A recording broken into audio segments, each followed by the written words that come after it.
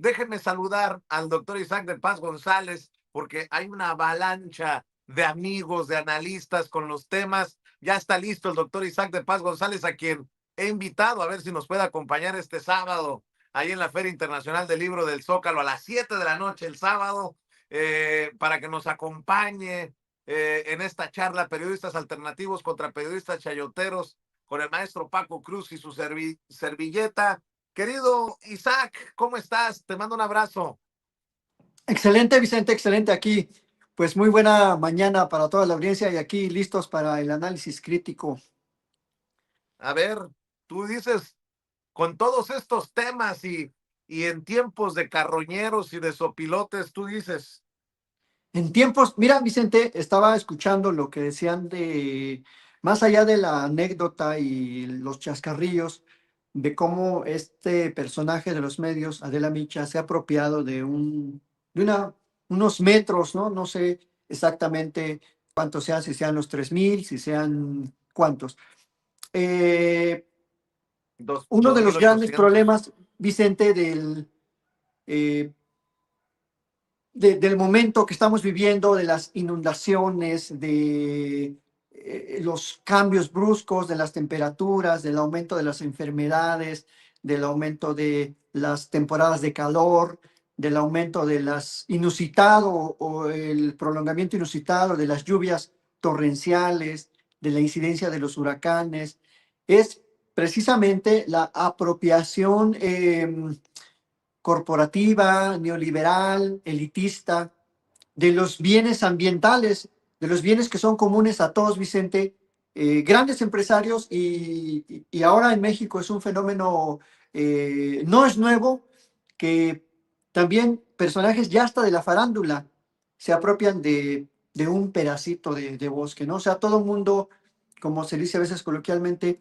todo el mundo quiere aire limpio, bosque, sombrita, jardincitos, flores, pero nadie hacemos un esfuerzo, Vicente, por cuidar lo poco que tenemos, que todavía nos queda, ¿no? En una época en que es justamente nuestra actividad, Vicente, la actividad del ser humano, la actividad industrial, la actividad de consumo, la actividad de incumplir nuestras propias obligaciones ambientales, la que nos tiene en estos momentos críticos. Y por desgracia, lo sufren más, Vicente, como ahora lo vimos en Veracruz, la gente pobre, Vicente, la gente más pobre. No quiero decir la gente del ámbito rural, porque también en las ciudades, Vicente, y pasó en Iztapalapa, ha pasado en Chaco, ha pasado en las áreas conurbanas en Ecatepec. eh, no es exclusivo el fenómeno de las zonas alejadas ni de las zonas urbanas. Aquí el punto clave, Vicente, es la gran pobreza en la que vive mucha gente por los desplazamientos que genera el poder corporativo. Es decir, la apropiación de montes, de bosques, de terrenos, de grandes lotes que pertenecieron, Vicente, que pertenecían a los municipios, que pertenecían a los estados o a la federación. Y que estos infelices, a lo largo de los años, Vicente, se han apropiado de los bienes de uso común, de los bienes del Estado, y los han comprado baratísimos.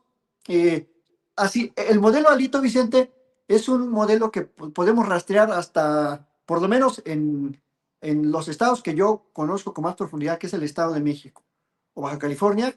Así ha funcionado el modelo de apropiación de los políticos, diputados, exgobernadores, exdirectores, notarios, se apropian de terrenos que son para espacios públicos o que deberían ser para espacios públicos, para un parque, para una cancha de fútbol, para una escuela, simplemente para un área verde, y se los han apropiado, Vicente. Aquí, por ejemplo, en Valle de Bravo, los políticos priistas de los 90 se dieron vuelo apropiándose de los cerros.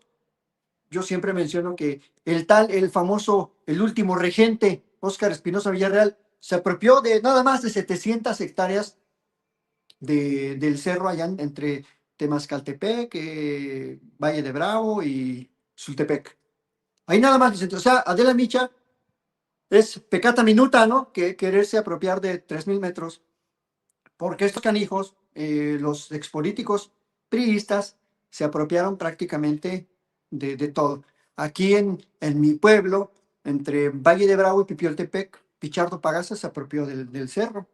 Y eso se dando cuenta, pues gracias a la praxis, a que uno va al registro público y dices, bueno, ¿y a quién le pertenece esto? No, pues el cerro tiene dueño y lo tienen escriturado. Entonces, todos estos fenómenos de apropiación de tierras, Vicente, que vemos a lo largo y ancho del país, responden a eso, ¿no? Que no estamos realmente conscientes de que cómo nos afecta en general. O sea, por ejemplo, a mí, ¿por qué me afecta? O a ti, lo que sucede en Veracruz. Pues porque ese gran dispendio de recursos públicos pudiese usarse para seguir avanzando en la construcción de mejor infraestructura y ahora se va a tener que usar para solventar un problema inusitado, ¿no? Como es las inundaciones. Y también aquí, Vicente, quiero llamar mucho la atención de alguien, algo que se nos ha pasado por alto, tocando el tema de Veracruz y las inundaciones, de cómo esta visión todavía absurda, que a veces prevalece con mucha intensidad preocupante en la 4T, no sé si sepas o si recuerdes que el gobierno de Veracruz se le metió 1.600 millones al Estado, al estadio Luis Pirata Fuente de los Tiburones del Veracruz, para reconstruirlo, remodelarlo. No hicieron nada, Vicente, no hicieron nada. Y 1.600 millones que ahorita se estarían ocupando en otra cosa. Que además el Veracruz, no sé si está en tercera, en cuarta, en quinta, pero en primera no está. Los Tiburones del Veracruz. Entonces, ¿cómo le metes dinero a una infraestructura? Le metes 1.600 millones de pesos y ni siquiera hay un equipo de fútbol. Y además, ¿qué tiene que hacer un gobierno estatal administrando un equipo de fútbol? O sea, eso que se lo deje a los empresarios del fútbol, ¿no? Según tengo entendido, pues que hay muchos en este país o hay grupos muy fuertes, pero ¿por qué el Estado mexicano, a través de una institución como es una gubernatura, le mete esa cantidad de dinero? Y aparte lo dejaron horrible, lo dejaron horrible. Estuve documentándome en varios reportajes, lo dejaron básicamente casi peor o igual que como estaba. Entonces, Vicente, todavía tenemos que ser muy, muy juiciosos, muy valorativos de que hay muchas fallas en las gubernaturas de la 4T. Y a mí me da mucha tristeza ver las inundaciones, la gente que se quedó sin sus casas, los fallecidos, Vicente, la cantidad de gente que falleció. Y que estos tontos de las gubernaturas 4T de Morena le hayan metido esa cantidad de dinero, porque eso fue en el 2021, 2022, y creo que hasta el año pasado le pararon, porque hicieron un desbarajuste en el Luis Pirata Fuente. Creo que es muy, muy lamentable, Vicente, que no estemos girando hacia una política pública de verdadera transversalidad ambiental, de apoyar a la gente pobre, a la gente que cultiva en los campos, que mayormente sufre los estragos, no solo de las lluvias, sino a veces del abaratamiento de sus mercancías y por supuesto que eso no ayuda a seguir avanzando, que se ha avanzado mucho en salir de los umbrales de pobreza que marcan los indicadores internacionales, Vicente. Entonces, no es nada más salir de la pobreza, ya es impulsar a que la gente tenga verdadera movilidad social. O sea, sí es bueno salir de la pobreza, por supuesto, de la pobreza alimentaria, de la pobreza en salud, pero los niveles de pobreza extremos son multidimensionales, Vicente. No es nada más que ya yo tenga para comer y tenga una casita regular, es que tenga un buen camino, que pueda ir a la secundaria mi hijo, que pueda ir a la prepa, que aspire a ir a la universidad, que haya verdadera movilidad social, Vicente. Entonces, eso es lo importante que tendríamos que estar poniendo el dedo en la llaga, ¿no? Que estos fenómenos nos llamen mucho a la reflexión de hacia dónde va la famosa justicia climática y no nada más pensar en macroproyectos que pueden ser beneficiosos para ciertos sectores industriales o empresariales, pero no para la población, Vicente. Entonces, es una gran llamada de atención, una gran oportunidad lo que pasa en Veracruz para hacer una valoración crítica, Vicente. No es nada más volcarnos en ayudar, en mandar jabón, en mandar arroz o víveres, despensas, sino en pensar en una política más de fondo, porque para eso el movimiento se llama transformación, porque si no, pues no, vamos a dejar de llamarle así, llamémosle de otra manera, pero yo creo que es un momento crítico para que todos reflexionemos sobre cómo podemos construir una mejor justicia climática, Vicente. Eso es lo que esta mañana yo quería compartir con el público. Me late, me gusta. Importante también la crítica la crítica siempre positiva en el sentido de que solo con la crítica se avanza y se crece, mi querido Isaac, y me gusta mucho que lo hayas puesto sobre la mesa en este día aquí en Sin Censura. Algo sobre la corregida de plana que le metieron en la Cámara de Diputados a la reforma a la ley de amparos, mi querido Isaac. Vicente, mira, no he revisado el diario oficial, no he visto la publicación. Al parecer, Vicente, sí le quitaron la parte de la retroactividad, que obviamente era una norma totalmente contraria a la Constitución, al principio de no retroactividad, pero también creo que suprimieron el interés legítimo, Vicente, y ahí yo me mantengo en mi postura. Están limitando, sobre todo, precisamente, la posibilidad de que algunos pueblos o individuos o asociaciones, y no me refiero a las grandes asociaciones, Vicente, a las grandes asociaciones opositoras, me refiero a pequeñas asociaciones de vecinos, de gente que quiere que un parque particularmente se proteja, o que gente que quiere que una de sus lagunas no sea contaminada o no se construyan ahí cosas indebidas. Creo que sí le dieron en la torre al amparo ambiental. No me preocuparía, Vicente, algunos defensores de esta restricción al interés legítimo dicen, bueno, pero te quedan las acciones colectivas en materia ambiental, te quedan otros medios de impugnación. Lo que no nos dicen es que, a pesar, Vicente, de que en la ley están creados los tribunales ambientales desde el año 2011, debería haber tribunales ambientales y justicia ambiental estrictamente hablando, no lo hay, no hay jueces ambientales, no hay tribunales ambientales. Entonces la única vía era el amparo. Y creo que sí, Morena se excedió en su interés de dejar fuera a algunas asociaciones opositoras que claramente jugaban con ese ámbito político del amparo, borraron lo bueno que tenía.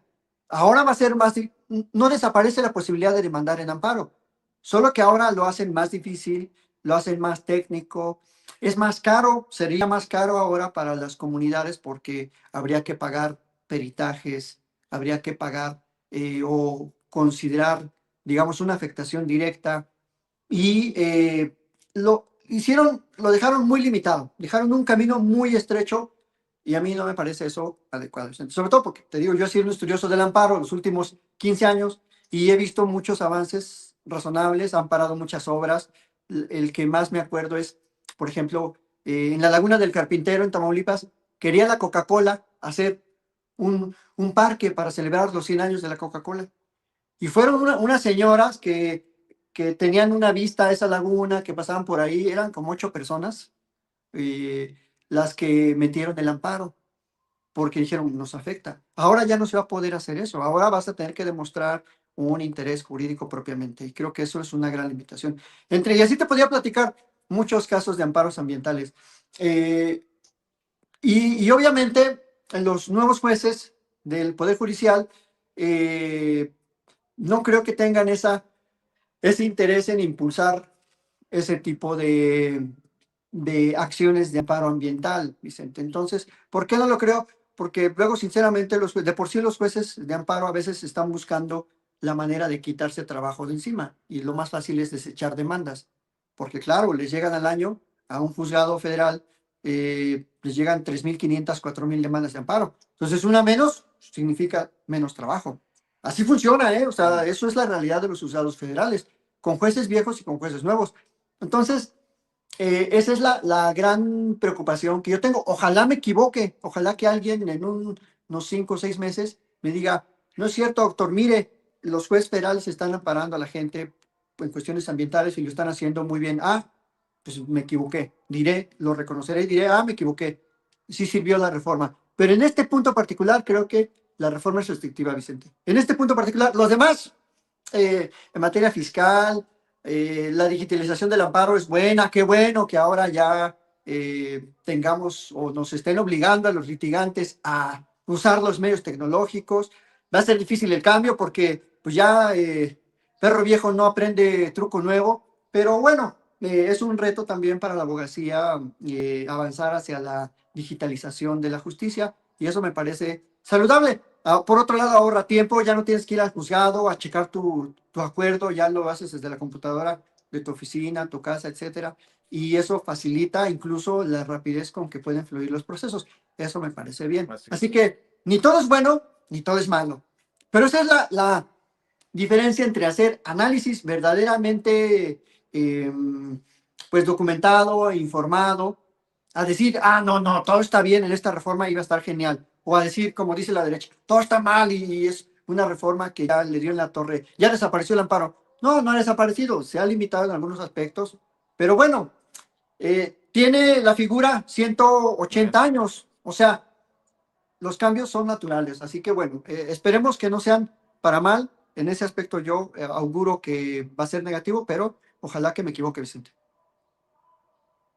Muy bien, el doctor Isaac de Paz González, jurista, constitucionalista y ex candidato a ministro de la Suprema Corte de Justicia de la Nación, hablando con nosotros sin censura. Doctor, ¿por qué no cerramos? Invitando a la audiencia a tus redes sociales, por favor. Sí, gracias, Vicente. Pues muchas gracias, como siempre, a la gente. De hecho, quiero siempre reiterar mi agradecimiento a la gente que me encuentro luego en las terminales, en las calles, en el aeropuerto, que siempre me expresa su solidaridad y su estima. Pues muchas gracias. En X, Vicente, así, @Isaac con Z y K, Isaac de Paz, en X, en TikTok y en Instagram. Y en Facebook y en YouTube, Isaac de Paz González, así tal cual, como me llamo Vicente, para que ahí pues, estén al día de pues, mis opiniones, mis retweets, mis consideraciones, mis TikToks que ahí hago sobre videos cortitos sobre las cuestiones de problemáticas constitucionales que se van presentando y a la orden, Vicente. Muchas gracias y nos vemos el sábado a las 7 en, Venga, nos vemos el sábado. como decía mi chava Flores, en mi México Distrito Federal. Allá nos vemos. Eso. Nos vemos el sábado entonces, Isaac. Un abrazo, el doctor Isaac de Paz González hablando con nosotros sin censura. Y déjenme saludar ahora al maestro Ricardo Peralta para que nos ayude. El maestro Ricardo Peralta como político, abogado, profesor universitario y es subsecretario de la Secretaría de Gobernación, con su opinión acerca de esto que le critican a la presidenta. Ahora le critican a la presidenta haber ido a las zonas inundadas, a las